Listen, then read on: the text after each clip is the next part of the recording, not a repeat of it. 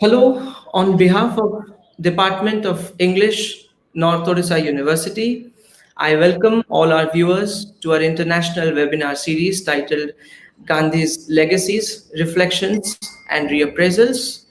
We are deeply honored to have as our speaker eminent historian and author Professor Vinay Lal, who teaches history at University of California, Los Angeles. I'll very quickly introduce Professor Lal before he begins with his presentation. The talk will be followed by Q&A. Although Professor Lal barely needs any introduction, but for our young viewers and for those who are curious about his upcoming works, I'll very quickly introduce Professor Lal. Professor Vinay Lal is Professor of History and Asian American Studies at the University of California, Los Angeles. He earned his PhD with distinction from the University of Chicago in 1992 after undergraduate and master degrees in literature and philosophy from Johns Hopkins University. He writes on a wide range of topics which include Indian history, historiography, public and popular culture in India, the Indian diaspora, colonialism, human rights, the architecture of nonviolence, Gandhi. Of course, all of us know Professor Lal as a renowned authority on Gandhi and his works.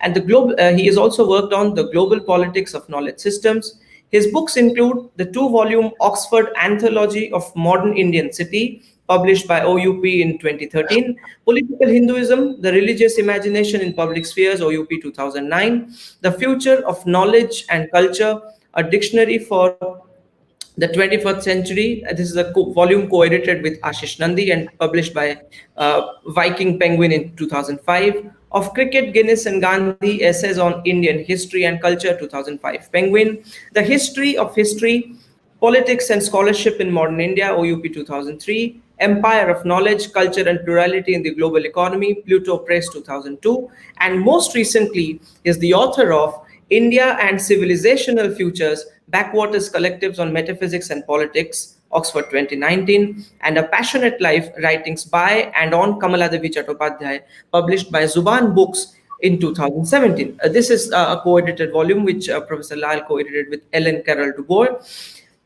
His book, the Fury of COVID-19, The Passions, Journey, and the Unrequited Love of the Coronavirus, will be published by Pan Macmillan, I presume, in later this month, October 2020. His scholarly work has been translated into Hindi, Urdu, Kannada, French, German, Spanish, Finnish, Korean, and Persian, and his shorter essays and popular writings have been translated into some 40 languages, I beg your pardon, including Portuguese, Estonian, Ukrainian, Slovak, Russian, Bosnian, Polish, Albanian, Greek, Indonesian, and Thai. Works in progress include a book on the history of colonial India through stories, a study of internet Hinduism, and two books on Indian nationalism and visual imaginary. A two-volume collection of his essays on Gandhi will be published by Orient Black Swan in mid-2021. He also has the distinction of being listed among and I quote, 101 most dangerous professors in America, unquote, in David Horowitz's book, The Professors. Quite likely the only 15 minutes of fame he will ever have in his life. That's how he would like to put it, very modestly. He blogs at vinaylal.wordpress.com, which is very popular, especially among young students of humanities who often read his writing, his short pieces that appear on his blog. And he maintains an academic YouTube channel at youtube.com, which of course a lot of students view from time to time. It so far has at least 200 million views. He also blogs at avplife.in. Besides, as we all know, Professor Lal also publishes on several popular magazines in India and elsewhere. Today, Professor Lal has very kindly agreed to speak to us on a very important and on a very rare subject. And the topic is very interestingly called on anarchism and radical nonviolence. So without further ado, I request Professor to begin with his presentation. Thank you so much, sir. Thank you, Shashwat, for the very generous and lengthy introduction. And greetings to all of you who have logged in wherever you may be.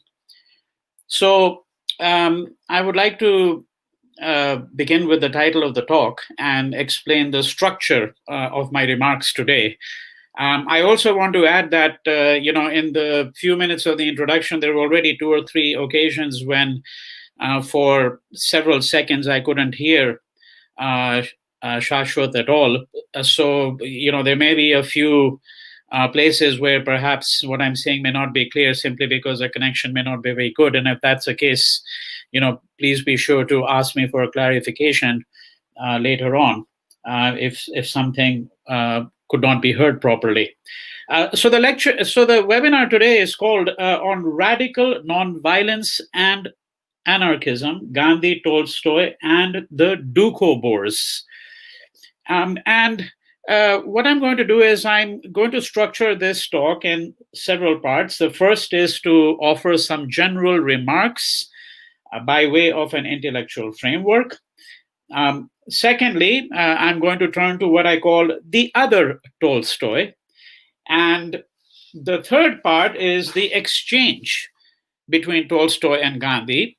And both parts 2 and 3 will also suggest what might have been shared between Tolstoy and Gandhi. And then in the concluding part, I will talk about a group of people known as the Doukhobors and suggest where they come into the picture. And then once I've concluded with these 4 parts, I will then offer some concluding reflections. So the first thing that I want to bring to everyone's attention is that Tolstoy has been mentioned frequently in studies of Gandhi, but it is necessary to say that this intellectual exchange between the two and remarks that have been offered by various scholars, there's something asymmetrical about it, by which I mean that Gandhi scholars are very well aware of the place that Tolstoy occupied in his life. But if you look at Tolstoy scholars, and I have to say right away that I don't read Russian, so I might not know the bulk of the Tolstoy scholarship, although I think, as some of you will recognize, the Tolstoy scholarship, even in English, is actually enormous. And of course, I don't know most of it. I certainly don't know the very detailed studies that have been done of his novels, because that's not really an area that I really work in. I mean, I've read the novels, some of the major ones, but I'm not really familiar with the entire Tolstoy scholarship, of course. So really, when I say that the attention is asymmetrical, perhaps I may be mistaken, but I don't think so, because I've certainly looked at biographies of Tolstoy written in English, and the vast majority of them give Gandhi only really a passing mention. Right? And I think that this is actually a mistake. That is, that this is a profound misunderstanding on the part of Tolstoy scholars as well as to the significance of Gandhi in being able to appreciate what it is that Tolstoy, the later Tolstoy, really stood for. Secondly, and this is all by way of, as I said, some general remarks that offer an intellectual framework, it is necessary to say that the language in which this relationship is usually described is one that I want to disavow.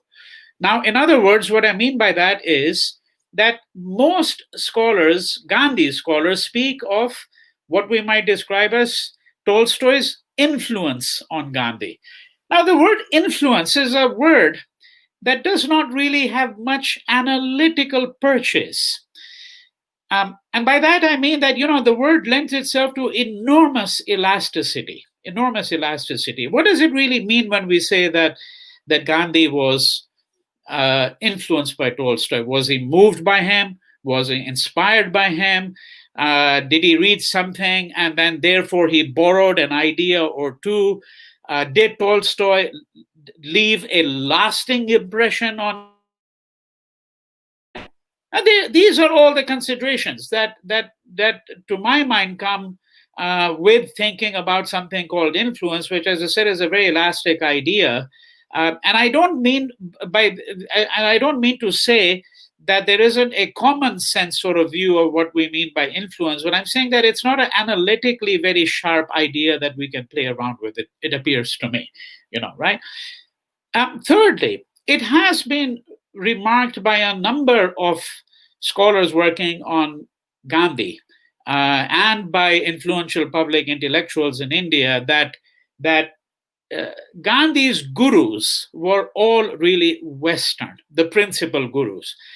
And here the references to John Ruskin, the English, late 19th century English art critic and social critic, Henry David Thoreau, the American essayist, most famous, at least in these circles, for an essay called On the Duty of Civil Disobedience, and also, of course, for his majestic book called Walden, which is a record of 2 years of his life spent in the woods, as it were. And thirdly, of course, Tolstoy, right? That these are the three major gurus according to this view of things. And of course, I think the scholars who say that recognize that Gandhi also acknowledged people like Gokhale or his Gujarati contemporary, Srimad Rajchandra, or Rai Chand Bhai, as Gandhi calls him in the autobiography, the other name by which he was really known to many people. And then one could add to that many other people, such as Emerson, for example, Henry David's, Thoreau's contemporary and mentor of sorts for a while, the founder of what is called American Transcendentalism, and so on. One can think of many other names. Now, I want to suggest a different way of viewing this question of gurus or influence, because notwithstanding everything that I will say today about Tolstoy and his exchange with Gandhi and how one might view the two of them together, I want to suggest that Gandhi would have been Gandhi without any of these people. All right. By this, I don't mean to say that he was destined to be the Mahatma, a word that he disavowed himself. He disavowed the whole idea of Mahatmahood and everything. But what I do mean to say here is that ultimately, I don't think that any of these people was so critically decisive for Gandhi, notwithstanding even what Gandhi himself says. Because if you read Gandhi, he will tell you that, Gokhale, Emerson, Thoreau, Ruskin, Rai Chand Bhai, and several other people that he mentions, that he viewed all of them as people who were his gurus, who were his mentors, people who moved him. But he speaks in the language of piety. He'll say, I met Charlie Andrews, my eyes fell on him for the first time, and I immediately came to acquire to love him, right? There is a language of piety. He's very generous in that sense, in acknowledging what all of these people really mean for him. And my suggestion to you, my simple submission to you, is that I think Gandhi would, in fact, actually have been Gandhi without any of these people having really entered into his life. That is, that there was something there which drove him to be what he became eventually. All right. But nonetheless, since they are part of his life, it then becomes imperative to understand in what manner they may actually have shaped his life. We also have to understand that gurus are very possessive. If a man has 10 different gurus and all the other gurus will not countenance that possibility. So, when we say that Gandhi had all these multiple gurus, it's a way of saying he had no guru at all. That's really what I mean when I say that he would have been Gandhi with or without these people, right? Now, the other important consideration, to moving to a different kind of intellectual argument, is why should one be thinking at all about, let's say, Tolstoy, right? Leave aside the framework that portions of the framework that I've already offered. The answer here is that one has to think about the other West. All right. Now, what I mean by that very simply is this, that in studying Gandhi, and I would say more broadly in studying ethics and political philosophy, one should arrive at the proposition that freedom is indivisible. Certainly, Gandhi arrived at this proposition, that if I am free, but someone else is free, then I cannot be truly free. Right? Freedom is indivisible. Now, the implications of this for studying Gandhi and colonialism in India is that I think we have to arrive at the understanding that Gandhi's principal political project, right, in the concrete. I mean, here I'm not speaking about larger abstractions such as, for example, the whole idea of Satya, Ahimsa, Sarvodaya, what place they had in his worldview, which is enormous, and a number of other allied concepts as well. But the principal political project, in one way, can be described as delivering India from colonial rule. Right? And Gandhi is at the helm of what becomes known as a nationalist movement, or what in India is called the history of the freedom struggle.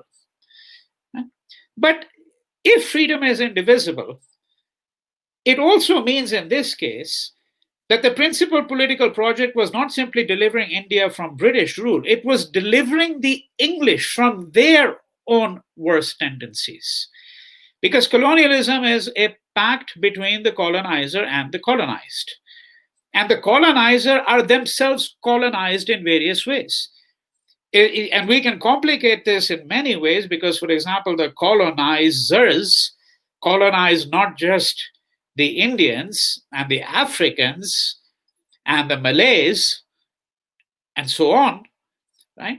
They also colonized their own people. They colonized their women. The English colonized the Scots, the Irish, the Welsh, the working class. Right? And one of the arguments that I think we have to be attentive to is that in many ways the English homogenized themselves, right, in this process of colonizing the other and colonizing themselves. And so, therefore, what Gandhi sought to do was to actually free the British now. And here I'm including the Scots and the Irish because even though they were colonized by the Irish, they in turn also assisted the English in colonizing Indians. Right? So Gandhi's endeavor was not just to free India from British rule, his endeavor was to actually free the English and the British more broadly from their own worst tendencies, because those are the grounds for a radical freedom from a Gandhian standpoint. Now, the relationship of this to the other West is this, and this is where Tolstoy really comes into the picture, is that Gandhi offers a critique of Western civilization, but he understands that this is not a monolithic civilization. That is, that within the West, there are several trajectories that have become recessive, right? They've been placed in the background. They have withdrawn. That there are dissenting elements within the Western tradition. And even though he has a critique of Western civilization, it is not a critique of Western civilization in toto. It is a critique of Western civilization to the extent that Western civilization is synonymous with modern industrial civilization.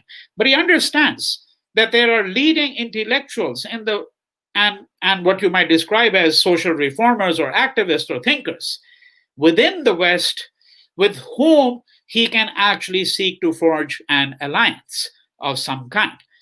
Right? Because they understand the conditions under which England itself has become colonized by modern industrial civilization.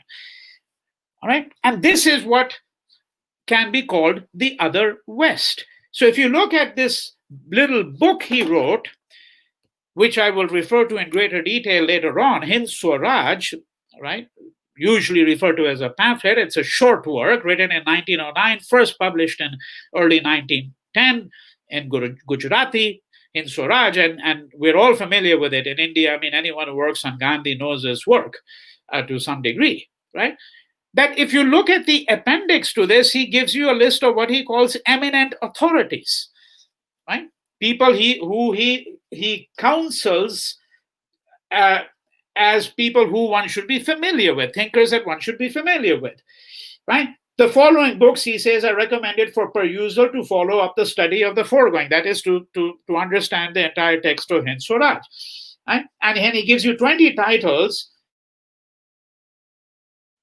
Remarkable in this list is that barring two works one by Dadabhai Naoroji, Poverty and Un-British Rule in India, and R.C. Dutt's Economic History of India. All the other works are by Western writers and thinkers.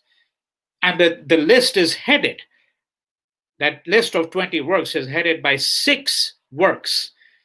Not all of them books, some of them are just very short works, but 6 works by Tolstoy. All right. So the reason why Tolstoy is really important for us to think with when we're working on Gandhi is because I'm suggesting to you that Tolstoy is part of the Tolstoy that Gandhi knew is part of this other West. That is, that he belongs to the fabric of Western civilization that Gandhi feels he can seek an alliance with, because these writers belonging to the other West are also critical of what, if I may just use a common phrase nowadays, what we might describe as mainstream Western civilization. All right. And lastly, by way of providing the general framework, the general template for my remarks, it is important to think about Gandhi's relationship to Christianity and Christian missionaries. Now, this is, of course, a very long subject for an entire lecture to itself, and subject for what should really be, book-length studies. Surprisingly, there are not very many that have really paid very close attention. I mean, people have talked, obviously, including philosophers and people who have worked on Gandhi and his understanding of religiosity, his religious ideas. They've all talked about, of course, the play of Christianity in Gandhi's works, his familiarity with the New Testament, the extraordinary high regard that he had for the Sermon on the Mount, for example, from Matthew, right? And so on. Right? So that part of the story is known. And for people who have worked on Gandhi's years in South Africa, what is also known is his engagement with missionaries, which is really where it begins. His engagement with Christian missionaries begins not in India, where he grew up, in Kathiawar and Rajkot and Porbandar, where he was born, nor even in London. I mean, he doesn't really have any serious interaction with what one might describe as Christian missionaries. In London, all the Christian Missionary Society was headquartered, of course, in London, but missionary work was, of course, largely outside England. I mean, some people think that there was no missionary work in England itself, which is incorrect. There was plenty of missionary work in working class settlements, for example, in England, right? But the history of his engagement with these Christian groups and missionaries really begins in South Africa. And of course, it is important to understand in this context that Christian missionaries came to champion him. I mean, I think this is an exceedingly important part of the story, and nowhere more so than in the United States, where John Hayne Holmes, for example, delivered a sermon, 1919, 1920, who is the greatest, living man in the world today. And then Holmes goes on to pronounce that that person is someone called Mohandas Karamchand Gandhi. But there were also a great many other missionaries. E. Stanley Jones, who writes a book called The Christian of the Indian Road. John S. Hoyland, who writes the book called The Cross Moves East. What an interesting title. Think about it, right? The Cross Moves East. Of course, some people, scholars of Christianity, would argue, well, Christ was actually an Oriental figure to begin with. I mean, that really should be viewed as an Eastern figure. But I think you get the gist of it, that because Christ has been associated largely with, Western Christianity, with Western Europe and all of that, that Hoyland wants to suggest that, well, the true representative of Christianity today is actually a man who's not even a Christian. He's a Hindu, and he's in India. And he's Mohandas Karamchand Gandhi, right?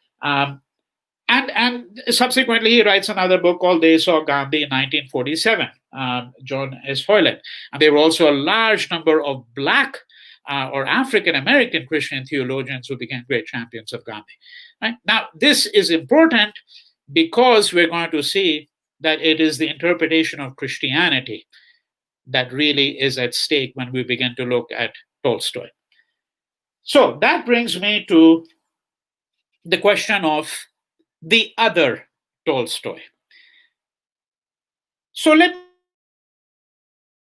in this particular fashion. When we think of Tolstoy in general, I mean, if you ask most reasonably well-read, educated people, and if they had read Tolstoy, what they knew of Tolstoy, they would talk about the two great epic novels, right? War and Peace, and of course, Anna Karenina. But it is a fact that in the late 1870s, Tolstoy experienced a conversion, right? And in this phase of conversion, as it were, so we're talking about the late 1870s, and Tolstoy dies in 1910. And so the last 40 years, we have a very different figure than the Tolstoy of the first 40, 50 years. He's born in 1828. Right? So we can segment his life if we want to in this particular fashion. I'm going to suggest some difficulties there as well, that I think that the way in which his life has been segmented here is not entirely acceptable, that there are some difficulties there, but nonetheless that it is very clear that when he experiences a kind of religious conversion in the 1870s, we're speaking about a rather different man. Now, in thinking about Tolstoy and Gandhi and thinking about the other Tolstoy, let me also suggest to you, first of all, that if the argument is going to be, one of the arguments is going to be that there are various ways in which we can bring Tolstoy and Gandhi together, it is also interesting to reflect simply on the fact, which is self-evident, but precisely because it's self-evident, in some ways it escapes attention unless one really thinks of it. That is that Gandhi comes to certain insights through what we might call politics. Tolstoy comes to these insights through literature. He's largely a literary figure. Right? And he didn't cease to write fiction, by the way, after his conversion in the 1870s. I mean, one of his most famous short stories, The Death of Ivan Ilyich, and then, of course, his short story on the Kreutzer Sonata. I mean, these are later works. So he continued to write fiction, but even the fiction is of a different tenor at this point, after the religious conversion, than the earlier fiction. All right? In his youth, and when I say in his youth, I'm speaking about the 20s and 30s, Tolstoy aspired to be a great writer. He's a person who belongs to, one might call, an aristocratic lineage. I mean, he has an estate where he has serfs who are working for him. And you know, here it's not critical to give you, obviously, the whole intellectual biography, nor do I have the time for that right now, the intellectual biography of Tolstoy. But it is important to mention here that he pointedly remarks to the fact that the cultured men of his times were indifferent to the phenomenon of war, violence, and conscription. And you know, of course, Russia was ruled by the Tsars, and under the Tsars, there was conscription. So young men had to serve in the military. And when Tolstoy says this, what he's pointing out, and this is back in the 1850s, what he's suggesting is that look, I mean, there is a literary track to ambition and to fame and to glory, right? And in fact, if you look at Tolstoy's life, and when he was in his 20s and 30s and early 40s, he was really someone who acted like a dandy, the man around town, right? I mean, he dressed well, he went to parties, and of course, when his novels, War and Peace and Anna Karenina, were published, I mean, he was the talk of Europe, right? I mean, he was viewed as, you know, one of the greatest literary figures in Europe. Right? So this is the Tolstoy that the West is most comfortable with. All right. Now, I want to suggest that there are ways of seeing the uneasiness that Tolstoy is experiencing with the very world in which he is living. You know, a world of what some people would have said was simply a world of bourgeois mediocrity, but more pointedly, it's a world of, you know, ballroom dancing and parties and salon talks and all of that. all right, where you hobnob with artists and writers and the wealthy, right? But there is a kind of uneasiness that you can begin to see. Entirely accidental that the portions in War and Peace where he talks about Napoleon and where he has a long kind of intellectual digression on war and history are the most unforgiving. And that is to say that he's quite harsh about the way in which he really writes about war. All right. And I could give you other instances of this kind, but what I want to point to here is, in particular, what happens after his conversion, right? Because that's what's going to bring him closer to Gandhi, and that's really the main subject of the talk today. All right. So he's going to write a book called The Kingdom of God is Within You, which is first published in 1893. There is an English translation of it published in 1894, a translation by A. Delano, and Gandhi receives a copy of this book from a friend in 1894. It is not clear how much Gandhi knew of Tolstoy at this time, but it's interesting that Madame Blavatsky had written very favorably about Tolstoy in her theosophical magazine called Lucifer, a magazine that Gandhi himself was familiar with. We know this from the collected works of Mahatma Gandhi. We know this from the biographical works that have been written of Gandhi, particularly his years in London. Hunt, for example, has a book on Gandhi's London years and what connection he had with the Theosophists. But that's been commented upon by many people who have worked on Gandhi.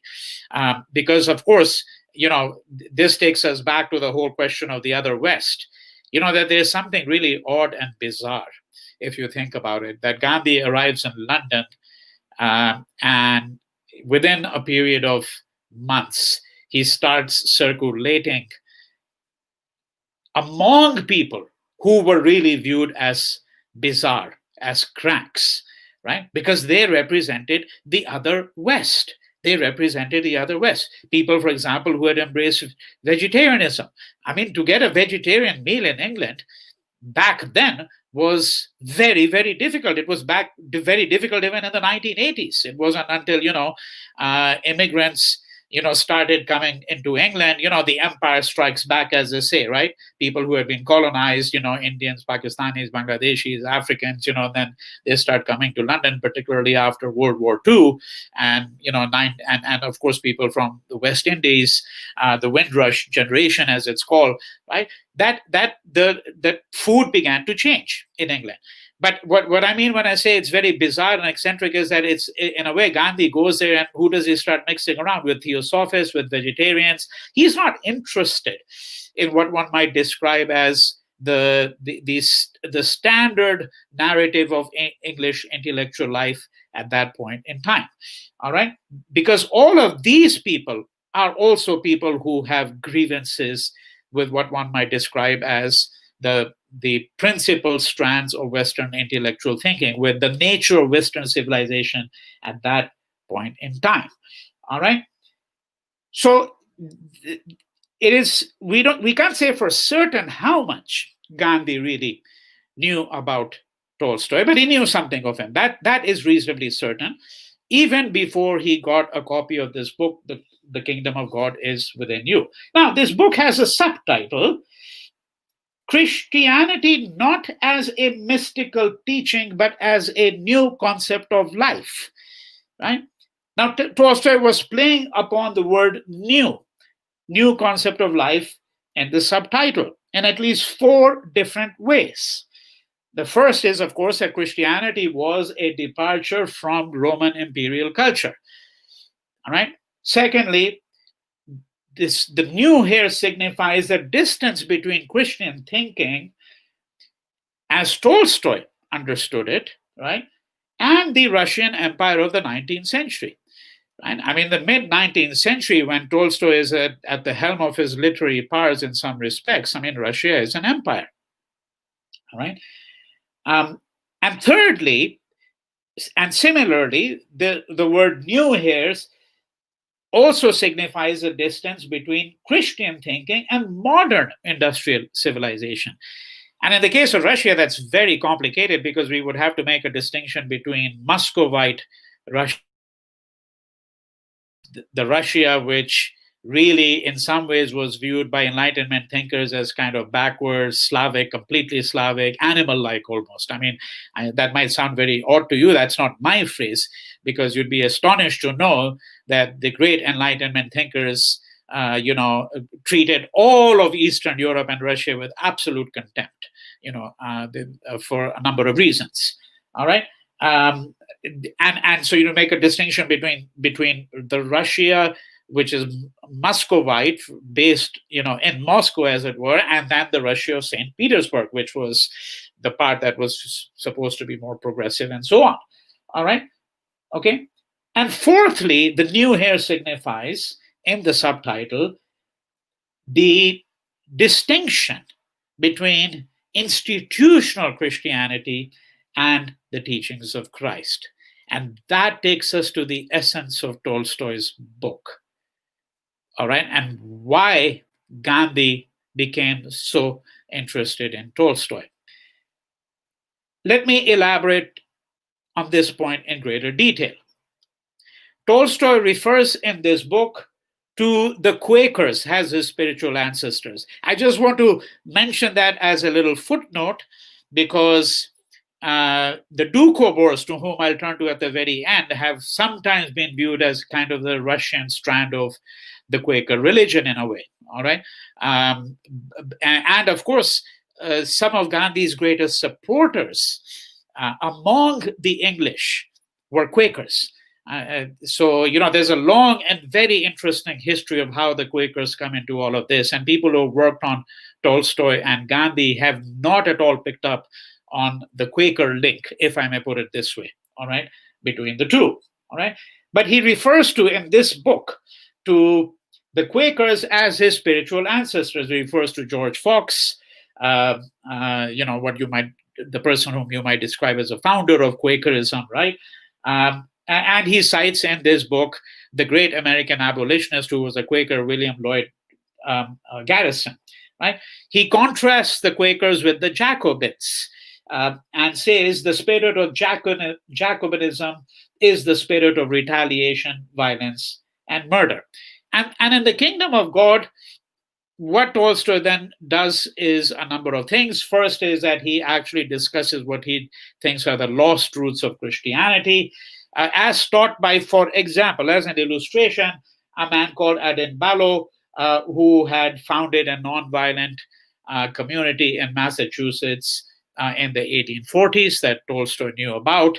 But principally, what Tolstoy is really saying is the following: and the kingdom of God is within you, that the teachings of Christ do not at all correspond to the teachings of the church, right? So what he wants to do is he wants to distinguish between institutionalized Christianity, which he sees as completely mired in corruption and, more critically, in violence, right? All right, and what he considers to be the teachings of Christ, which he says really are lost, right? And so he argues in this book that the love of the self is love of the God within you. To be a Christian is to forego the ego. And Tolstoy argues very forcefully here in this book that Christ imposes on us the law of non-violence, right? And here's a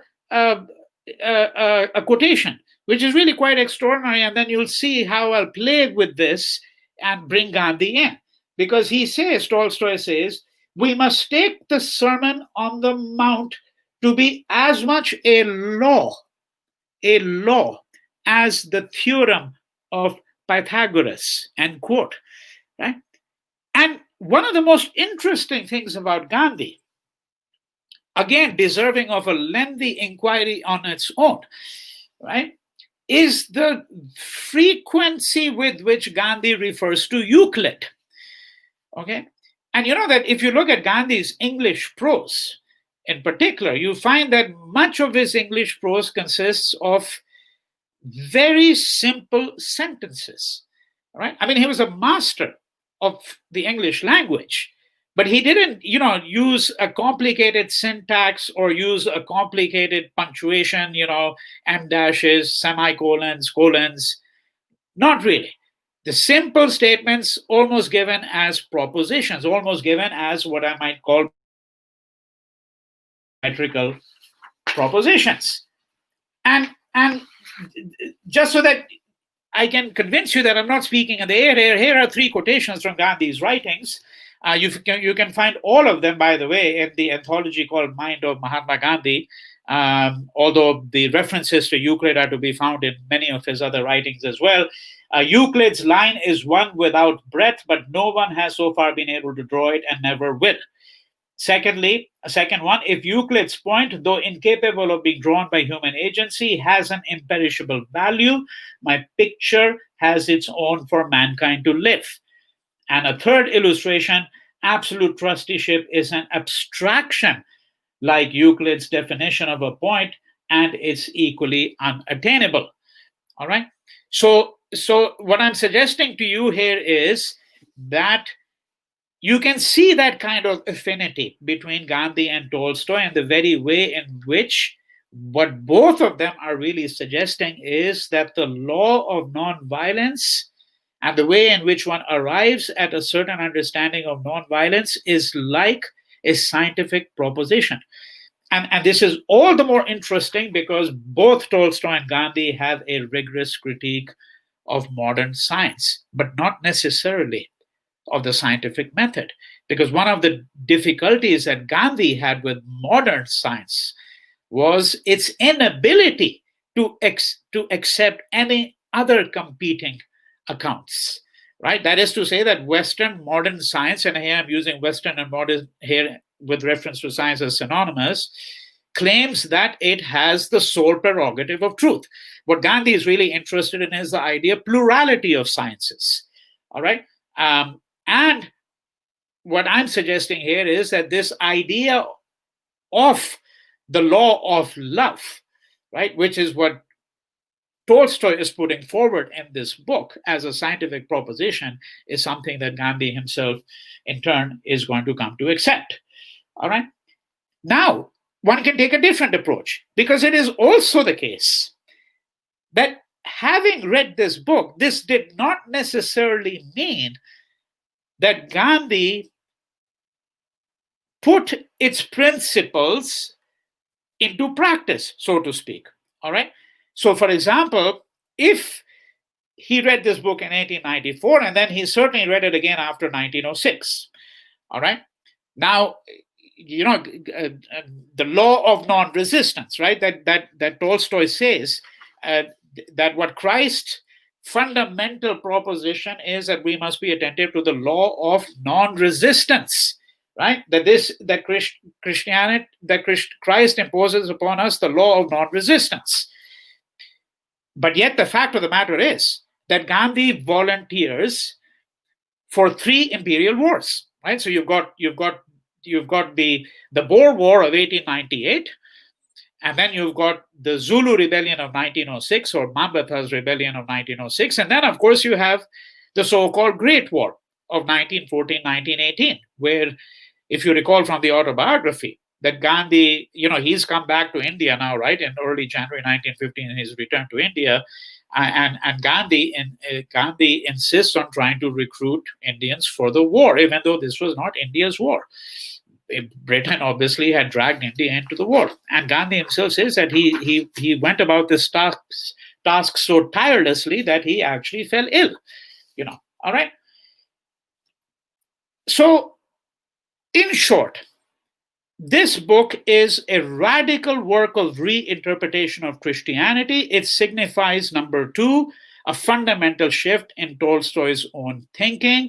And number 3, this work, above all others, in Tolstoy's canon of works, is the one that Gandhi really takes to heart, right? For various reasons. And where you find various kinds of affinities between Tolstoy and Gandhi. Now, there is an exchange of correspondence between the two. This is what most scholars have really focused on. Very few have actually looked at the kingdom of God is within you in any detail. Most of the scholars have focused on this correspondence. I'll go over it very briefly and then move to the Doukhobors, because I'd like to take another 20 minutes to wrap up and then have time for Q&A. In looking at the exchange of correspondence between Tolstoy and Gandhi, the story actually begins with Tarkanath Das, who is a member of the Anushilan Samiti. This is literally a group that comes up in Bengal, late colonial Bengal, when Bengalis were trying to establish that, well, they were not that effeminate race that as they had been described in the late 18th century by Robert Orme and then by people like Macaulay, but rather that that they were people who were muscular and who could respond in a muscular way to colonial rule, right? Because the idea also was that, well, we as Indians are being actually colonized because we're a feeble people. So the Tarkanath Das is a member of the Anushilan Samiti, which is also, it's not literally, as I said, a bodybuilding gymkhana kind of group, but it is actually a secret society whose members believe that armed revolutionary violence is necessary against the British if India is going to become free of colonial rule. The Anushilan Samiti and other similar groups were now facing persecution by the British, and its members began to scatter. One of its most famous members, of course, was Aurobindo Ghosh, or Sri Aurobindo, as he becomes known later on. Right? So Das leaves India to escape persecution, fundamentally, really, and arrives in San Francisco in 1906 via Tokyo. He moves to Vancouver in 1908. Because there he's finding some difficulties in San Francisco as well, and he founds a monthly called the Free Hindustan, modeled on a journal known as the Indian Sociologist, which was founded in 1905 by Krishna Verma, right, who is also a great advocate of armed revolutionary violence. He's a fellow Gujarati like Gandhi, Krishna Verma. All right. Krishna Verma is based in London. Now, both the journal founded by Tarkanath Das and the journal founded by Krishna Verma have on their masthead two quotations from Herbert Spencer. And I think that tells you volumes about Tarkanath Das and Krishna Verma, what kind of people they were. Because if you're familiar with Herbert Spencer, you know that he's the most prominent social advocate of social Darwinism. A very rigid positivist thinker. I mean, if I had to really simplify it, I mean, he belongs to that school of thought which says, might makes for right. Okay. I mean, as I said, with some simplification, there's nothing profound in that way of thinking, frankly. But he became a highly influential person in the late 19th century and remained so for many years, right? And these two quotations from Herbert Spencer that adorn the masthead of these two magazines are the following: every man is free to do that which he wills, provided he infringes not the equal freedom of any other man. And secondly, resistance to aggression is not simply justifiable, but imperative. Non-resistance. And remember, Tolstoy says that Christ says the fundamental law is one of non-resistance. Non-resistance hurts both altruism and egoism, end quote. All right. In 1913, the Indian Sociologist, you can so understand the tenor of this magazine, it carries an opinion piece critiquing Gandhi's philosophy of nonviolence. So this is based on Gandhi's work in South Africa, because Gandhi hadn't returned to India at this point in time. And this critique, this piece says that his philosophy of nonviolence is utterly subversive of all ethical, political, and social ideals. All right. So this is the strand of thinking to which Tarkanath Das, Krishna Verma, and Savarkar belonged. All right. So Krishna Verma is one of the first people whom he's going to sponsor in London is Savarkar. All right. So that's where the Savarkar connection comes in as well. All right. Now, how did this exchange begin? I said the story begins with Tarkanath Das, all right? And it begins in this fashion, that Tarkanath Das is going to address a letter to Tolstoy, all right, where he's going to sort of ask him, certain, questions about his politics and all of that. And Tolstoy responds with something called Letter to a Hindu, all right, Letter to a Hindu. This is the first primary document that we have. This exchange, by the way, this is not addressed to Gandhi. It's really addressed to Tarkanath Das. But in a manner of speaking, it could have been, so it's called Letter to a Hindu, and it's actually going to be published. And so, in a manner of speaking, it could have been addressed as actually to Gandhi, because the subject, the way in which Tolstoy wrote, it was as though he was writing to Gandhi. And of course, Tarkanath Das was completely taken aback by what Tolstoy had written, because he was not at all in favor of the kind of things that Tolstoy was advocating for, which I think should be clear from the remarks that I've already made thus far. Now, in 1908, before this, Gandhi had actually sent Tolstoy his birthday greetings. Tolstoy had received birthday greetings from a number of people around the world, and Gandhi was one of those people who had sent these greetings to him. And shortly thereafter, this letter to a Hindu is placed in Gandhi's hands. It had been published somewhere. Gandhi was not sure about the source of this publication, whether this was really authentic, because the views that it expressed were views that Gandhi found himself in deep agreement with. All right. So he writes a letter to Tolstoy saying that, well, this letter to a Hindu that you wrote has come into my hands, and I would like to print 20,000 copies of this, and I would like to circulate it. But I want to be sure that it's authentic and that it really is from your hands, and so on. All right. So what is a letter to a Hindu? It's basically a very thoughtful response by Tolstoy to this query that he had received from Tarkanath Das. Right? And in this, what Tolstoy says, he fulminates against what he calls civilization, which he defines as following: the reproduction on that sacred soil of gun factories. All right. Okay. And he's referring to that sacred soil of India. All right. Because he's saying to Tarkanath Das, what the British have done is they have essentially desecrated your country. They have desecrated your country. He warns thus that India would cease to exist. It would cease to be if it followed the trajectory of what had been taken as a process of civilization in the West. He urges the path of nonviolent resistance and says if India doesn't follow that path, it will simply replicate and duplicate the barbarism of England on its own people later on. All right. And I would like to think about what is happening in India today, right? Because that is essentially what Tolstoy is really talking about over here, right? He suggests here, and you can see that this argument is going to be picked up by Gandhi and Hind Swaraj, right? He suggests that England has been able to enslave 200 million Indians because Indians have become captive to the glitter of material civilization, to the values and ideals of Western civilization, because he says it is not possible to be colonized unless there is a pact between the colonizer and the colonized. And then he ends this letter to a Hindu by reaffirming that only through nonviolence can Hindus defeat the deeply immoral forms of social order in which the English and other pseudo-moral Christian nations live today.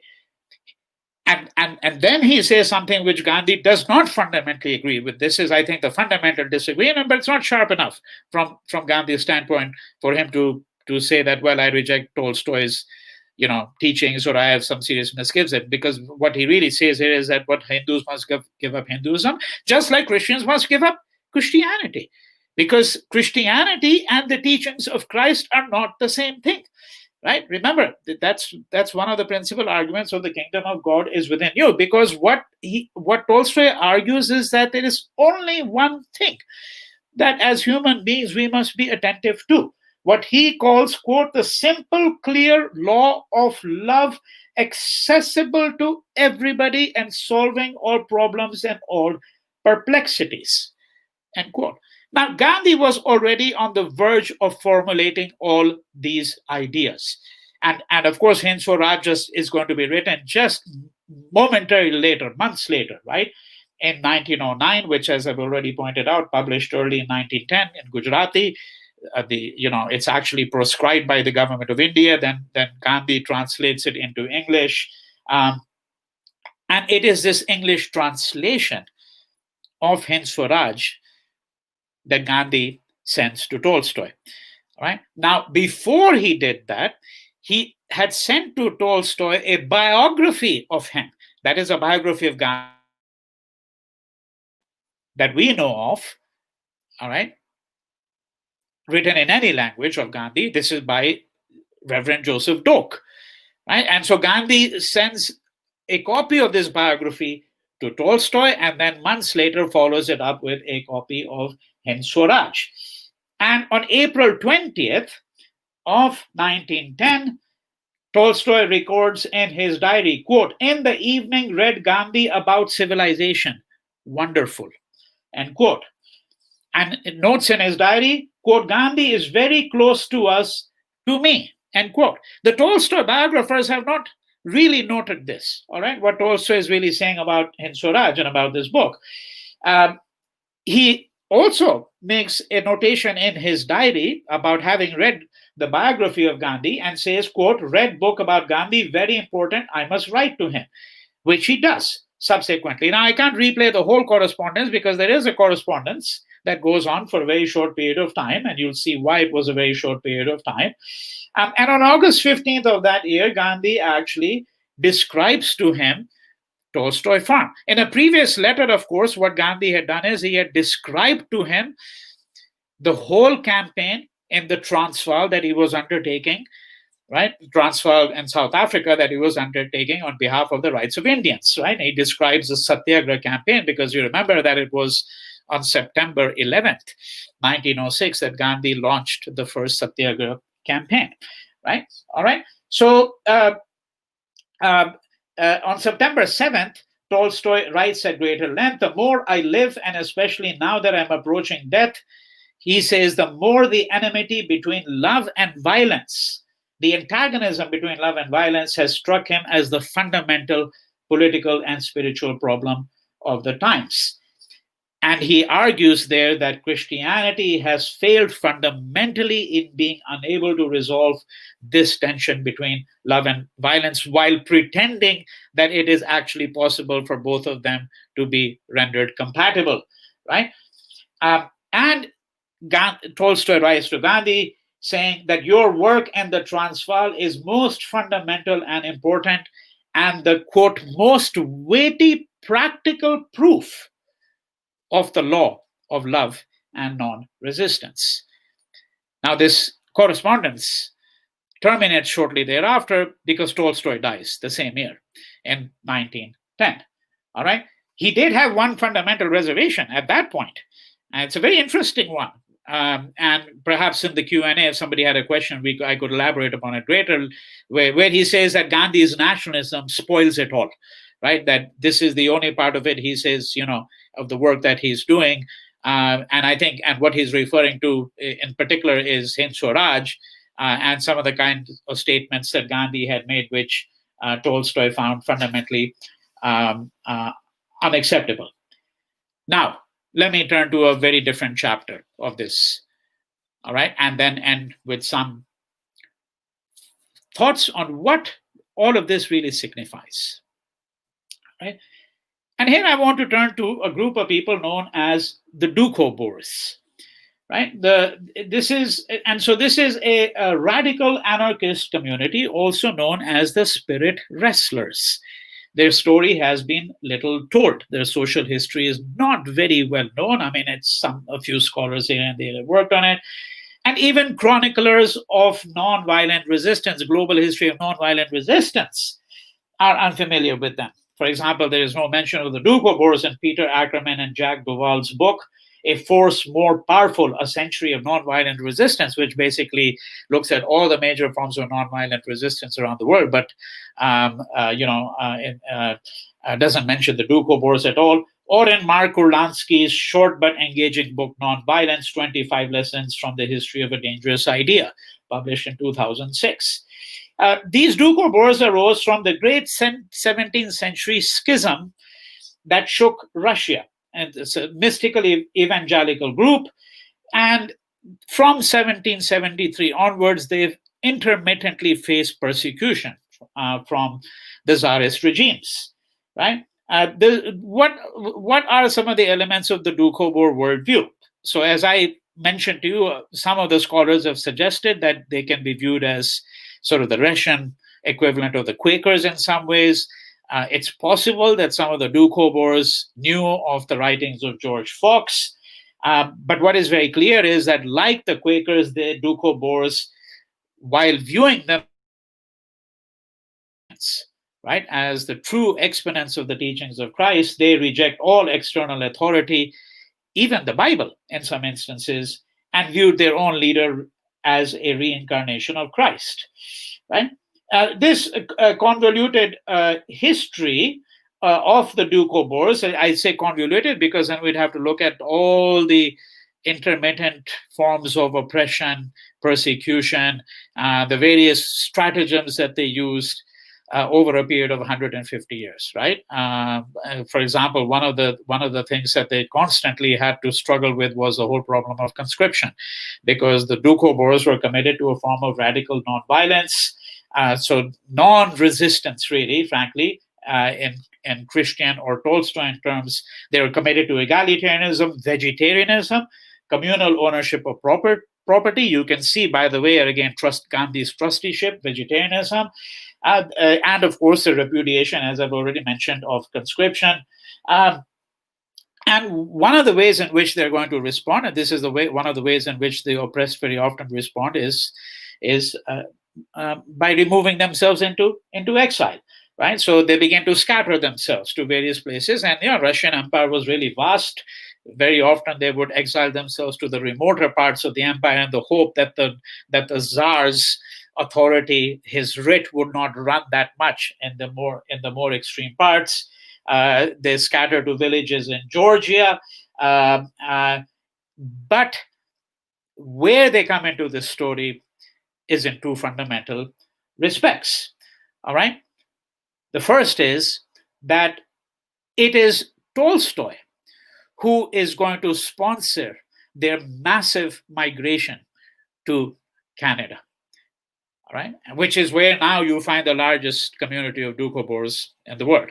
So he sponsors their migration to Canada, and some of his fiction, including a book called Resurrection, a very late work, is written with the express purpose of actually being able to get enough royalties, and he used that money with which he actually sponsored their migration to Canada. All right. And just so that you have an idea, we're talking about a relatively small community. I mean, in Canada, there are about 25,000 some Doukhobors settled mainly in Western Canada. There are about 5,000 or so in the United States. In Russia, no one really knows, but the estimate is anywhere from a few thousand to something like perhaps 30,000. So the two largest populations may be Canada and Russia, but certainly Canada, because Russia we're not really quite sure. All right. There are some scholarly studies. Now, here's the second most interesting thing. So the two things that they're most well known for, all right, the Doukhobors, is one, that when they were called to conscription, as I said, they devised various stratagems for trying to not have to fight, because they were fundamentally opposed to the use of violence, right? One of the things that they began to do is they began to enact a ritual burning of firearms. All right. Now I say ritual because most Doukhobors didn't have firearms. So there were only very few, but there were some who had had firearms for a very long period of time. The families that had had firearms, and some of their teachers had already pointed out, I mean, some of their spiritual teachers, I mean, that owning firearms was completely contrary to the principles of what they stood for to begin with. But one of the problems that the Doukhobors constantly encountered was that the Tsars would let loose the Cossacks on them. And if you've read anything about the Cossacks, I would recommend the novels of Jerzy Kosinski, by the way, as a way to get some handle on the Cossacks. But the levels of brutality to which these people were capable, the Cossacks, was extraordinary. And one of the things that the Tsarist regimes very often did was they would quarter the Cossacks on the Doukhobor population. So, the Doukhobors had to actually feed their very own oppressors who were living with them. That's what it means to quarter them, right? But for these reasons, there were still firearms in the community. And so every year what they did was they gathered the firearms and they would make a bonfire of them and they burn them. And they've been doing that every year in Canada ritually. So this is one of their ways to signify their opposition to the private ownership of arms. Not that they monopoly, but that no one should have firearms at all. Secondly, their most characteristic way of actually engaging in dissent is they strip themselves naked, completely naked, men and women, and they march through a town. All right? And of course, I'm not suggesting to you that Gandhi's own embrace of nakedness, remember that what Gandhi says on many different occasions, my ambition in life is to reduce myself to zero. Shunyata. My ambition in life is to become naked, utterly naked. Because to become naked is to shorn yourself of all your ego, is to lay bare the truth. Right?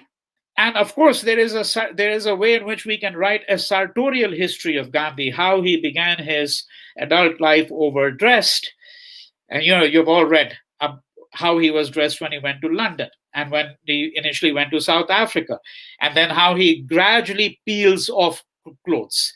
And finally, in Madurai in 1921, adopts what becomes his trademark dhoti. And last 20 years, most of the time, the photographs you see of Gandhi is going around completely bare-chested.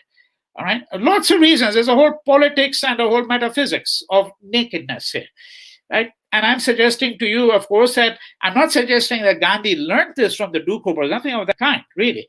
Although it must be said that he was actually aware of them, right? That is really the most extraordinary thing, because in this classic account of his years in South Africa, Satyagraha in South Africa, published in 1928, he writes, quote, and I quote, Jesus Christ indeed has been acclaimed as the prince of passive resistors, but I submit in that case, passive resistance must mean Satyagraha and Satyagraha alone.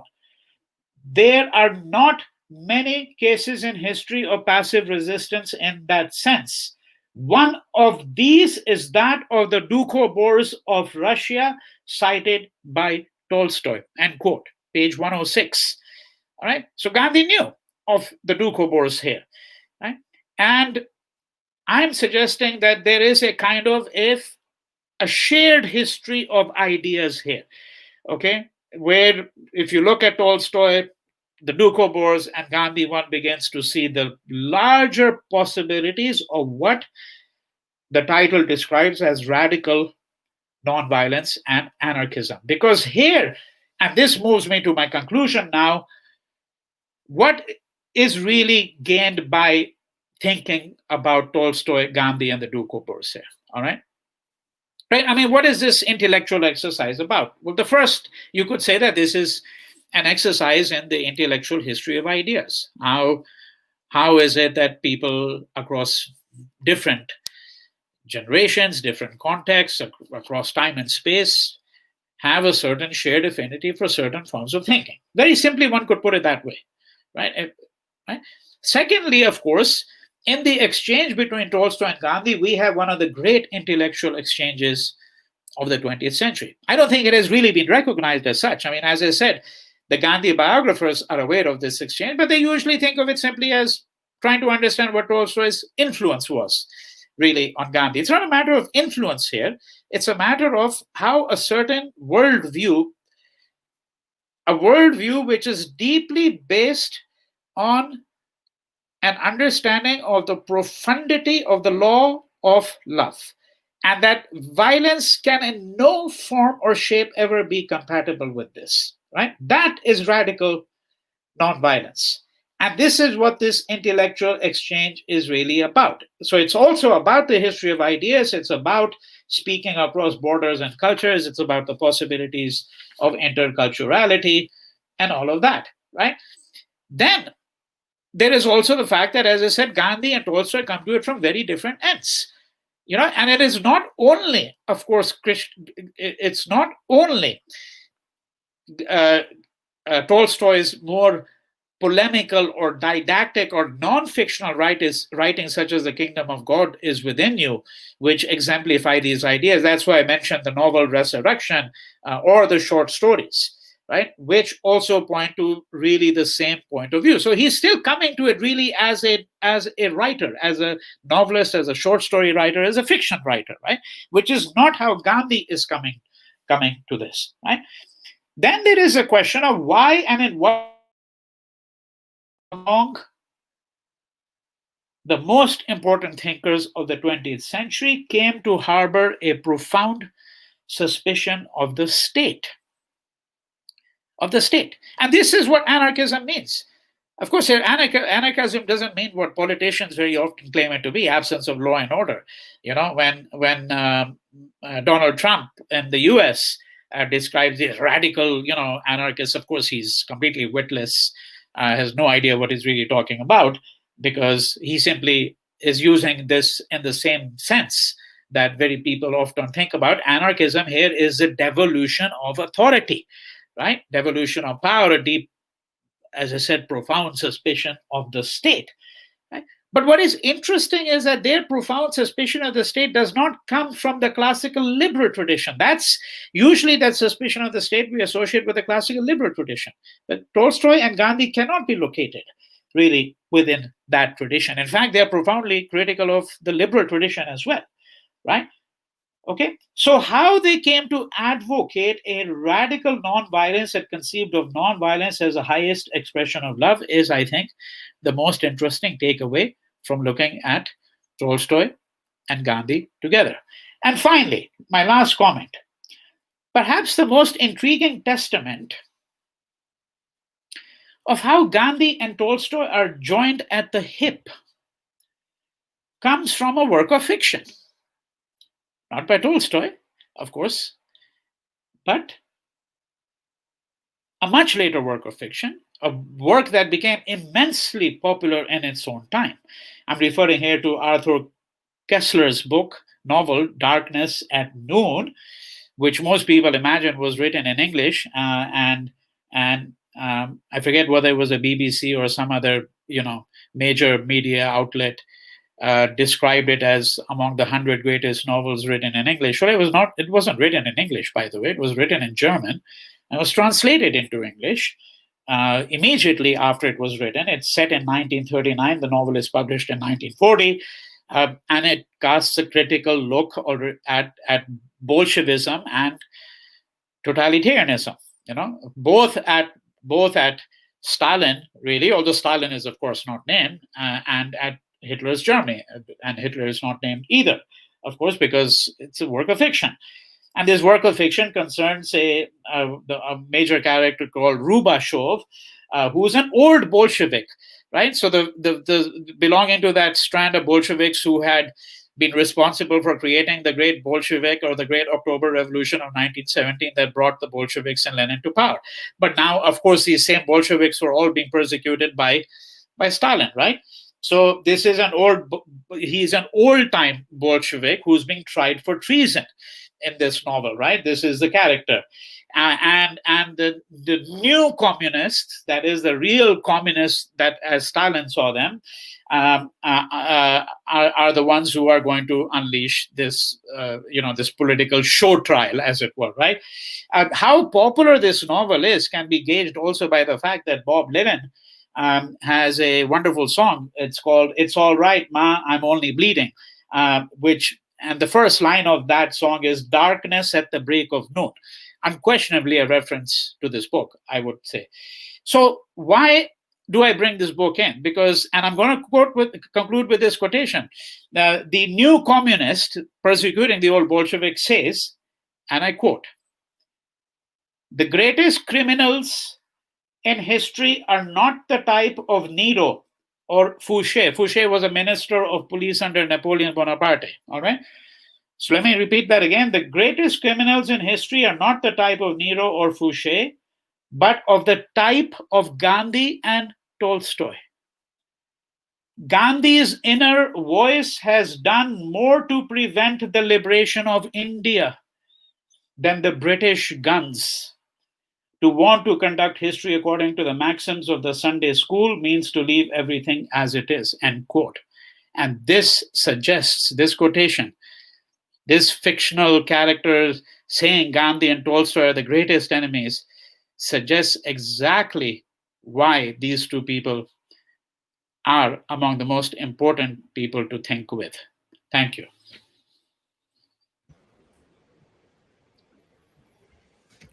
Thank you so much, sir, for that deeply engaging and thought-provoking lecture. I think in contemporary India, if we look at our responses to Gandhian nonviolence, the way we think of it, either there are many who are very critical of it, very dismissive or suspicious of it. That there's a school of thought which tends to think along that line, or we simply look at Gandhi's ideas of nonviolence in terms of that missed envelope realms of religiosity.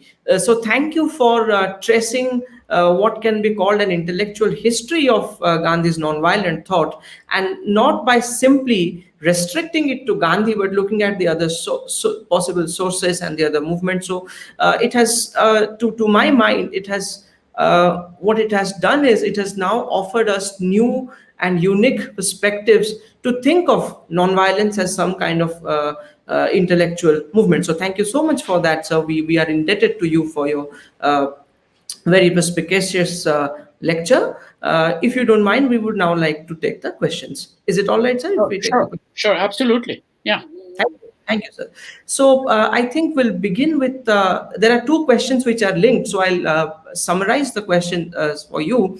I put two questions, one by Vishal and the other by Manas, which is, what are the ways in which we can link Gandhi's anti-colonial politics and his understanding, his reading of Tolstoy? I mean, is it just some kind of intellectual correspondence, or is there a way that we can link his anti-colonial politics to his understanding of Tolstoy? Okay. Yeah. So I think the way to approach this is to reflect back on something that I had mentioned in my talk itself, where I pointed out that if you look at Tolstoy's response to Tarkanada's query, okay? Because the question here is, how do we link, right, the various ways in which we can link the anti-colonial thinking, all right, of Gandhi and his understanding of Tolstoy, all right? That's fundamentally the question. So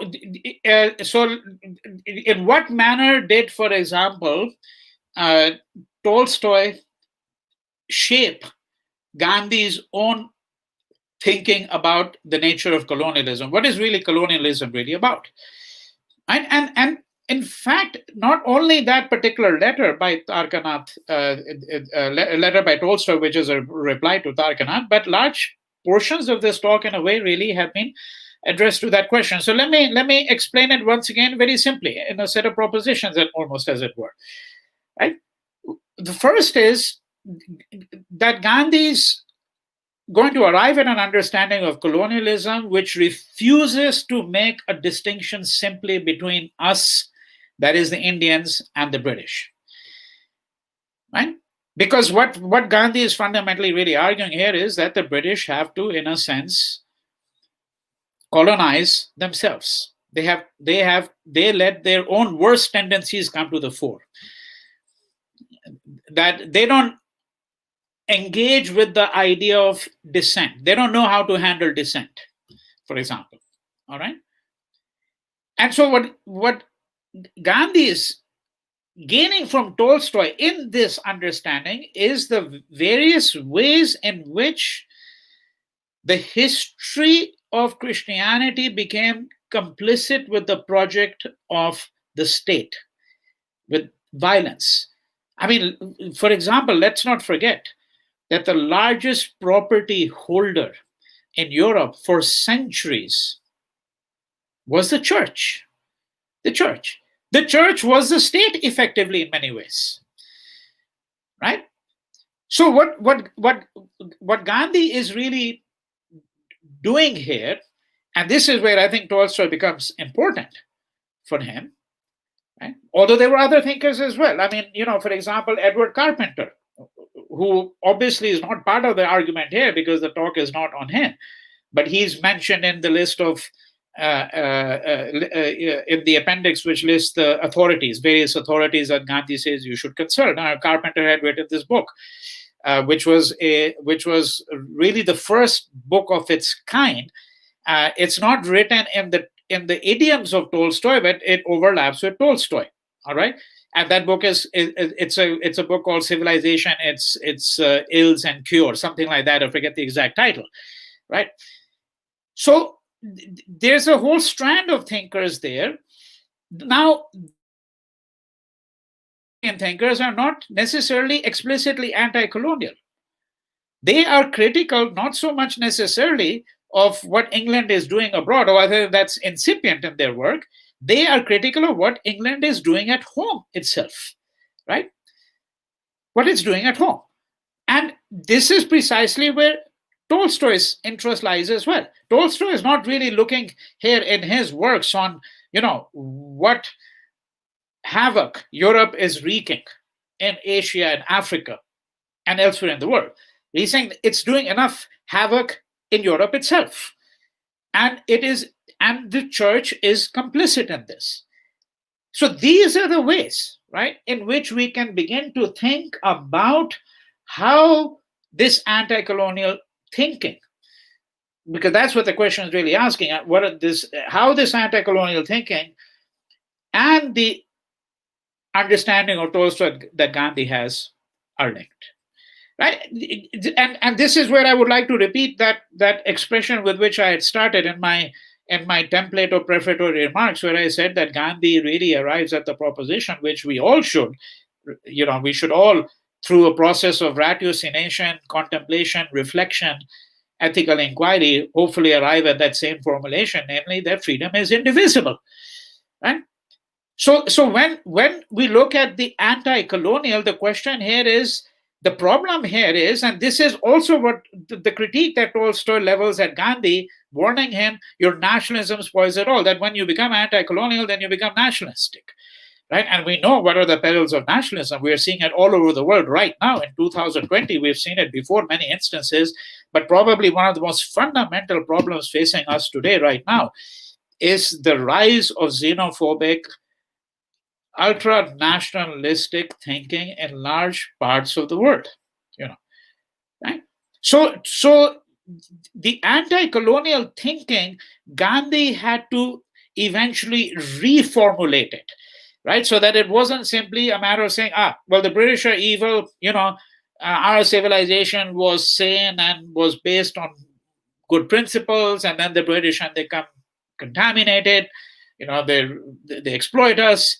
Now, Gandhi already in Swaraj is suggesting that there are problems within us as well that we have to think about, right? Because it is our attraction to this, the fact that we are seduced by this kind of civilization, that created the conditions for our colonization. Right? So that's essentially how I would respond to that. Thank you for your response, sir. The next question comes from Shikha. says, thank you, Professor Lal. Just as you illustrate Tolstoy's distinction between the teachings of Christ and institutionalized Christianity, could you throw light on Gandhi's views on institutionalized Hinduism? Hinduism. Yes. Very good question. And a question that is fraught with all kinds of perils for all kinds of reasons. Because let me begin with the most difficult part of it very briefly, and then move to some other parts of it, which is that many people will say that, look, I mean, caste is inextricably a part of Hinduism. All right. Now, we can't, in this space of this time, unravel the intricacies of the relationship between caste and Hinduism.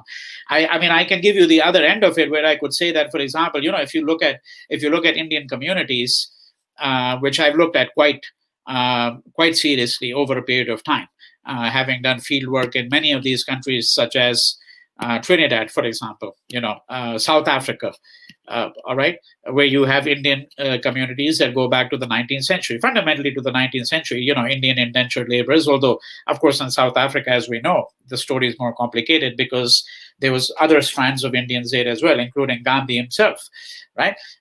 But why do I bring all of this in? Because if you talk to the people there, the Indians living in Guyana, Fiji, Suriname, Trinidad, South Africa, almost all of them will tell you. They'll tell you that they don't know anything about caste. They don't observe caste distinctions. They don't know who a Kshatriya is and who a Vaishya is and who a Shudra is. None of that. All right. And certainly there are no taboos, because self-representation of who they are is something that might be quite different than how someone else represents them. But for example, one of the key things about caste is the whole question of commensality. Who do you eat with and who do you not eat with? You can't accept food, right, for a Brahmin, right? I mean, giving it in a very broad sense of terms. And in all of these Hindu communities, so as I said Indian, but they're predominantly Hindu I'm speaking about, there's no restrictions at all about who you eat with, for example. All right. So let's just take it at face value. I mean, I'm saying this because I have to simplify here that caste rules are not important, and yet they all think of themselves as Hindu. So here clearly we see what you might describe as a kind of a separation between caste and Hinduism. All right. I begin with this because the question really has to do with, just as I have suggested that Tolstoy makes this distinction, right, between institutionalized Christianity, all right, and the teachings of Christ. So similarly, can one say that Gandhi was attentive to, for example, the distinction between institutionalized Hinduism and, let's say, the teachings of Tulsidas? I'm taking Tulsidas because he is one figure whom Gandhi certainly venerated, even though as he venerated Tulsidas, he also said explicitly that there are passages in the Ramcharitmanas which I reject unequivocally. Okay, either because they're misogynist or for some other reason. He's very clear about that, because for Gandhi, he was very clear that ultimately it's your conscience that is the litmus test. But let's take this question in a different way now, okay? And that would be that if, for example, one said, and I say if, because I think writing the history of institutionalized Hinduism is a very different project than writing the history of institutionalized Christianity, I would submit, in the first instance. But let's supposing that the two are comparable projects in some sense, then one aspect of institutionalized Hinduism would be the place of the temple. Now, it is a striking fact, indisputably the case, that Gandhi almost never visited temples. Right? He also said that one can not believe in God and still be a Hindu. Right? Now, in other words, he takes up all kinds of positions which would be really at odds with, for example, either what the Shankaracharyas might say on the one hand, and on the other hand, in common everyday practice of Hinduism, because in common everyday practice of Hinduism, temple worship is important. Temple worship is important. All right. You don't have to, of course, go to a temple to be a Hindu. But by no stretch of the imagination am I making that argument. But I'm saying in common practice of Hinduism, temple going is important. Right? Now, it is unquestionably the case that Gandhi had no attachment to temples at all, whatsoever. In fact, he's on record as having gone really only to one temple, and that was a Bharat Mata Mandir in Varanasi, where there is no deity. In place of the deity, you have a map of India, right? That's the most striking thing. Right? And there's no record of Gandhi really visiting temples. Right? I mean, one of the very few instances where he went to a temple was in Vaikom during the Vaikom Satyagraha, where astonishingly, when he goes there, Joseph Lelawel talks about it in his biography, which the government of India sort of banned, The Great Soul, where Joseph Lelawel quite correctly records what happened when he went to the temple in Vaikom, that when he left, the Pandits ordered that the place where Gandhi had gone in the temple, all of that should be whitewashed, because after all, he was a Shudra from their point of view. He was not a Brahmin, and his very entry had contaminated the temple from their point of view, right? I mean, so there are so many layers and layers that one would have to really look at, right, in order to be able to properly address what I think is a very important question that has been posed. And I only am trying to suggest here that, yes, I think in many respects one can actually suggest that Gandhi really made that distinction. And if not explicitly, it is tacitly present in the way in which he approaches what one might call Hindu traditions, right? And in fact, I have recently argued in a very, very recent piece that I actually think of Gandhi as someone who belongs to the great Sant tradition, that he is the last of the great sants produced in India, going back to people like Naneshwar, Tukaram is much later, of course, but all of these people, right?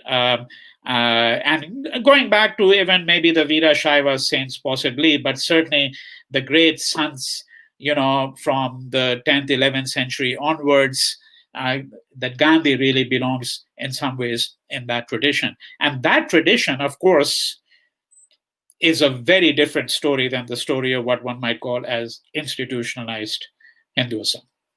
So I hope that at least I've made a modest beginning in attempting to answer what is a question that would require a lot of attention. Thank you, sir, for answering that question. Can we have a few more questions? Yes, by all means, yes. Thank you, sir. Thank you. Ankit has a question, which is preceded by a comment. Thank you, sir, for this brilliant analysis of yours. Could you briefly talk about Gandhi's moments of doubt insofar as ahimsa is concerned? Yes. Again, very, very poignant and good question. I mean, all the questions have been so far, all three of the questions. And, the Gandhi's moments of doubts, well, I mean, there's so many. All right. So where does one begin? So one would, I think, that rather than, let's say, giving a long anecdotal account because, for example, there's certainly a moment of doubt, unquestionably so, which figures into the whole story of his experiments, which caused a huge amount of controversy, right? I'm speaking about the experiments that led to his sharing the bed with Manu and Abba and Shushila Nair, the three women who at different times took part in that experiment. But there were also a great many other moments, So, for example, if you look at the Great Trial, right, 1922, this is after the suspension of non-cooperation, and why had the movement of non-cooperation been suspended? Because of the incident at Chauri Chaura, when Gandhi says that then he realized that he had made a Himalayan blunder, partly because he had overestimated the attachment of Indians to the idea of ahimsa and their understanding of ahimsa, and he came to an understanding. And he says that he came, and then he's going to repeat this at the time of partition, that, it has become clear to him. He says that that the vast majority of Indians never really accepted the idea of ahimsa as he had put it forward, that for them this was a convenient thing to accept, right? So these are all moments of doubt. But the way to really think about, the way to philosophically think about it is the following, I would suggest. And in a way, it's a very simple proposition from Gandhi's standpoint. He says that whenever I have experienced these difficulties, okay, whenever I've experienced grave doubt because the campaign that I've led or the ideas I've put forward have led to consequences that have been undesirable, right? So one doubt there has to do with his own culpability, right? With his own moral culpability. But he's very clear that wherever there are failings, the failings are not in the doctrine of ahimsa, because ahimsa is a science, right? That's you go back to what Tolstoy called the law of the theorem of Pythagoras, right? And Gandhi's constant references to mathematical propositions and geometrical arithmetical propositions, his constant reference to Euclid, the mathematical precision, in a sense, right?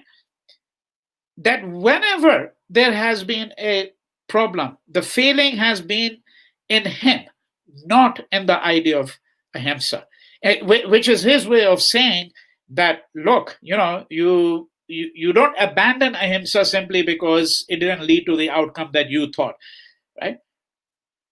And this is not what Gandhi says, but effectively what he's saying here is, I forget which American writer had mentioned this. He says that people have tried violence for centuries and it hasn't worked, and they try non-violence for 1 week and they give up. And they say it doesn't work. Well, violence, there's something much more sexy about the use of violence. Then you feel that you're doing something. You're being manly. You're responding in some sense. You're not just taking the blows, right?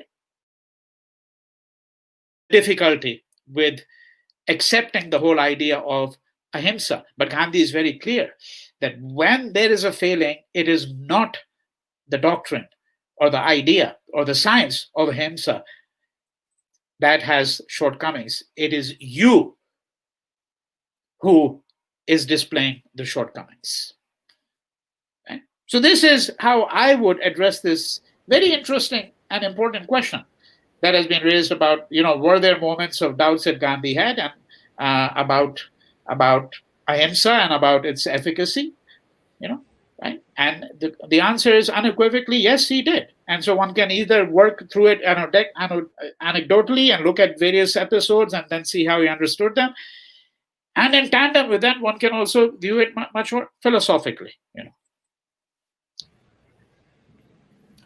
Thank you, sir, for drawing that very fine and subtle distinction between a failure of a principle in itself and the failure in applying that principle. So thank you very much for your response.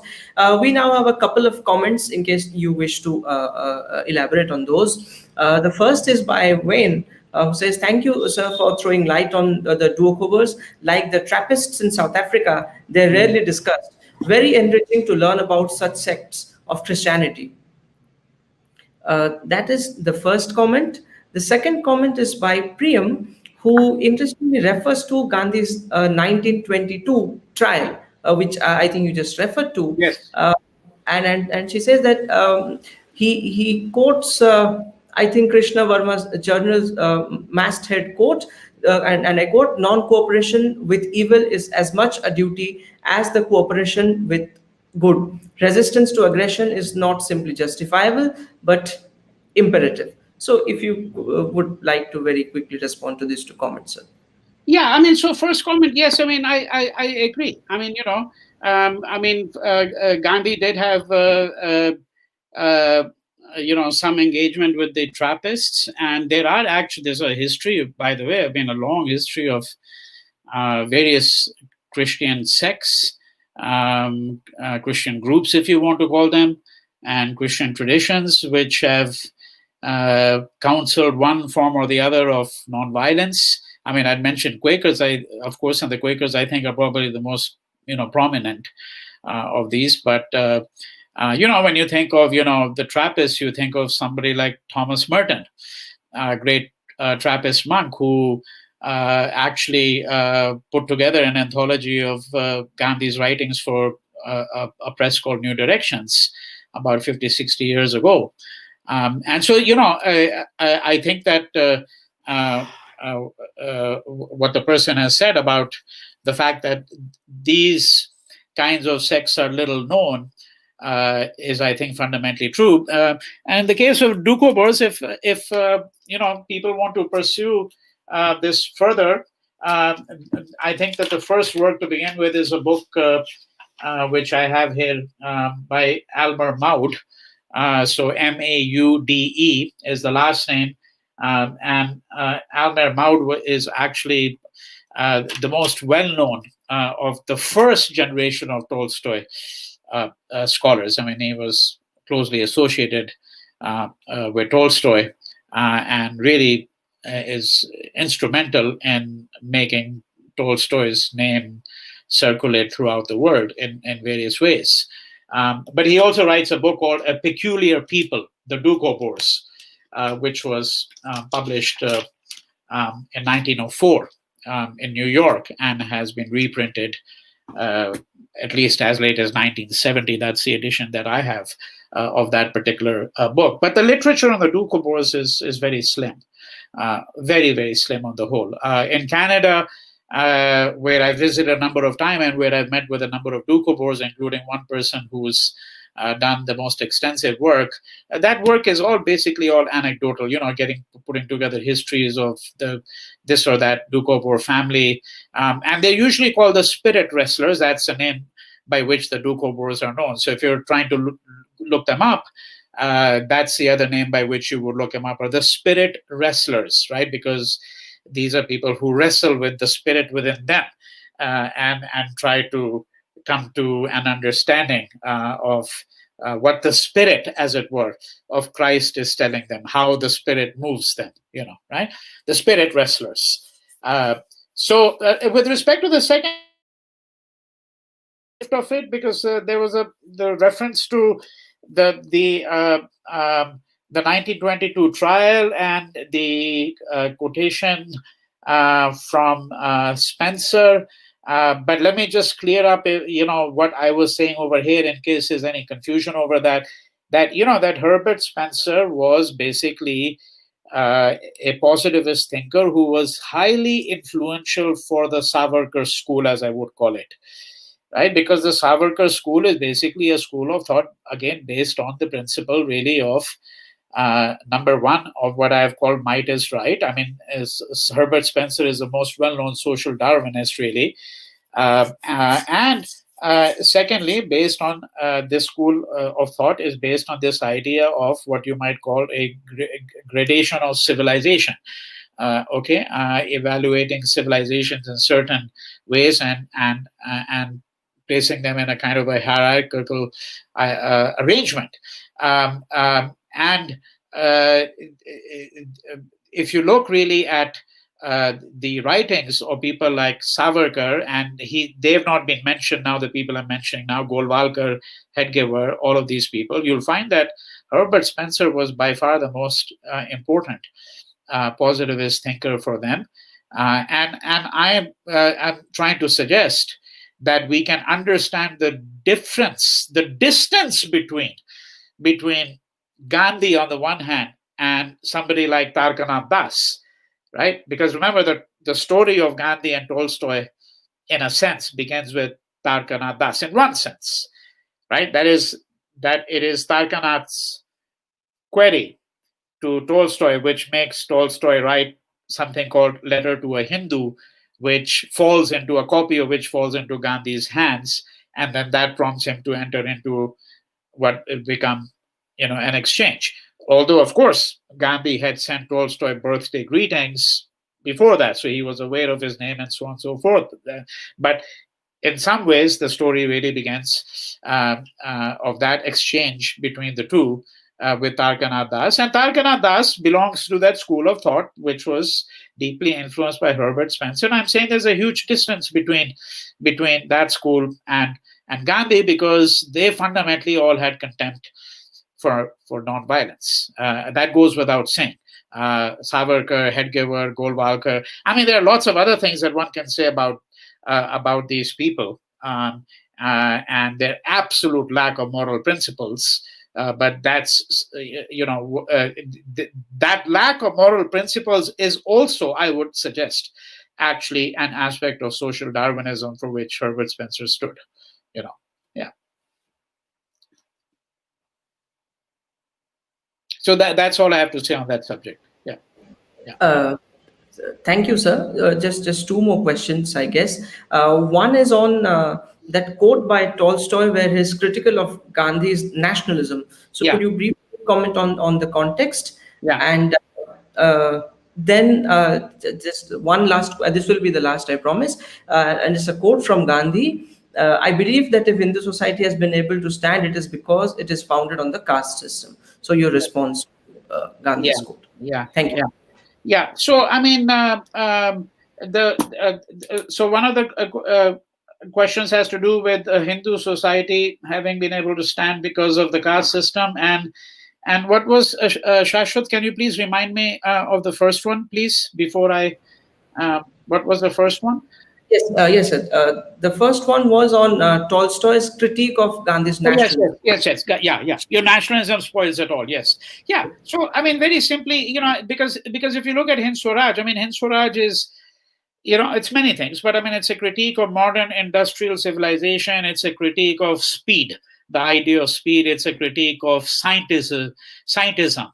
Not so much a critique of science, but a critique of scientism. That is the idea that whatever problems that science has really caused will be resolved by science, that we don't need to move outside the framework of science at all. This is something that Gandhi really couldn't accept in many ways, right? So Hind Swaraj is about many things, but fundamentally, if you read that book, you might also get the impression, a reader might also get the impression that Gandhi was simply saying that, look, pre-colonial India was a place that fundamentally was sound, and so when Tolstoy says that his nationalism spoils it all, what he's referring to is the fact that he thought too much of an Indian nationalist, all right?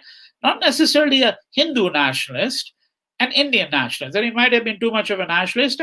And of course, the problem, for Tolstoy, that's a problem, because Tolstoy becomes a critic of modern Russia. He's not a patriot. He's not a Russian patriot or a Russian nationalist, right? And as I've already suggested to you, Tolstoy had a deep suspicion of the state. But what must be said, of course, is that Gandhi is, I think many of you will recall that famous exchange between Gandhi and Tagore, where effectively Tagore is also saying the same thing that Tolstoy said, that, you're too much of a nationalist, and Tagore is presenting himself, if I may put it this way, as an internationalist. All right. I mean, it's not quite put in that form, but this is how very often that famous debate has been read between Gandhi and Tagore. And that's one way in which you can enter into what Tolstoy might have been suggesting. But I think, of course, that Gandhi's position was much more complex. I mean, and the simplest way to understand the complexity of it is for me to suggest to everyone that I cannot think of any other example in history of a person who led a nationalist movement, that is a movement that we call the history of the freedom struggle in India, the freedom struggle. I cannot think of anyone else who led a freedom struggle who was so little attached to the idea of the nation state. Gandhi had a withering critique of the nation state, right? So I think that whatever the merits of Tolstoy's criticism then, 15 years later, 20 years later, had Tolstoy been alive, he would have had absolutely no occasion to make that kind of criticism. Particularly because Gandhi, by this point in time, was absolutely clear in his mind that it was the failures and weaknesses of India itself which had made actually India susceptible, that it was not simply a matter of the British coming there, exercising their power, being greedy, being self-aggrandizing. Yes, all of that. He's not exonerating the British even for a moment, but he doesn't want to exonerate his own people either, right? Nor does he want to exonerate himself, right? So this is one of the ways in which I would begin to look at what Tolstoy's critique might have meant, and whether this critique really is anyways justifiable, particularly if one is looking at the evolution of Gandhi's thinking. Right? And second question, well, an important question is there's a huge literature on this question, most of it critical, because if there's one, there are many things that Gandhi is critiqued for. Nowadays, of course, it's become a hobby for many people all over India to critique Gandhi for this or that. Every group, every constituency in the country wants to find Gandhi, the target for their wrath. But one of the most pronounced critiques, of course, is Gandhi's support, as the critics see it, of the caste system, right? And so the quotation that was mentioned there, that one of where Gandhi says that one of the things that has made it, possible, or what has been the foundation of Hindu society and why it has survived is the fact that it's based on the caste system. My simple submission to you is this: the first way to understand it, there are lots of things one would have to do, but the first way, and I will conclude with my remarks with this, the first way to understand it is Gandhi's understanding that 100+ years of colonial rule had destroyed the fabric of Indian society. And when there was no other form of community that was actually possible, it was the caste system alone that furnished the remaining basis for some notion of community. Right? That is one way to understand what he really means. That the various networks, the various forms of conviviality, the various forms of sociality had all suffered immensely under the corrosive expansionism of British rule and the industrial form of civilization and production.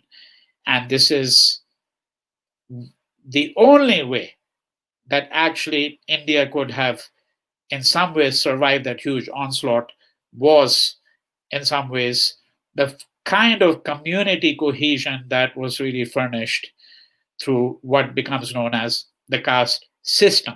Right? But as I said, this is only the beginning of that, because then we'd have to sort out, his understanding of Varna, Jati, what he understands by Varna, Ashrama, Dharam, whether that's the same thing as the caste system, etc., etc. Large number of questions there. Thank you so much, sir, for answering all the questions and responding to the comments with such details and with such clarity. Thank you so much. I think it's about time that we wind up today's discussion. I would once again like to sincerely thank our esteemed speaker, Professor Vinay Lal, who found time for us, who delivered a very insightful talk and who answered the questions.